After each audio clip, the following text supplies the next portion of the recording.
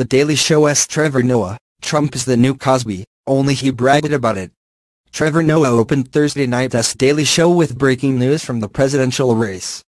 Brand new policy proposals have just come out from Donald Trump, where he spoke but then he stopped himself and said, "Just kidding, it has some more sex stuff."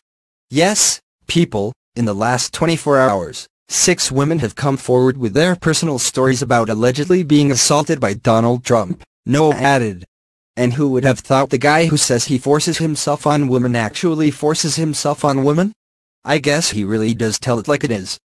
But instead of turning his ire on the candidate himself, Noah focused on the surrogates whose only job is to defend him on cable news. So far, their main argument has been that the whole thing is nothing but he said, she said. You have to admit, these guys are not totally wrong, Noah said. This is a version of he said, she said, only in this case it's he said, she said, then she said, then she said. Oh, and most importantly, he said he did it in the first place. He said it himself.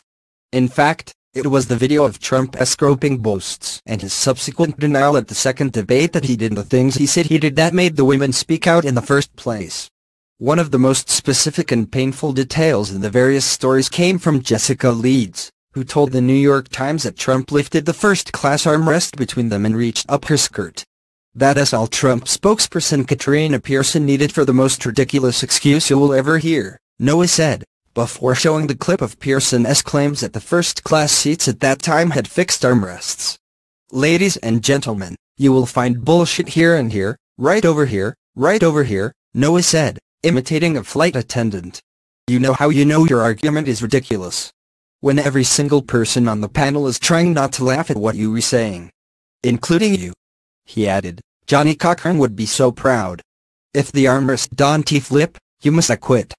But Trump isn't even counting on people believing he didn't grope women, because his strategy in this campaign is not to prove he is not a bad person, but rather to show he is in good company, Noah added, pointing to the campaign's stated attempt to turn Bill Clinton into Bill Cosby.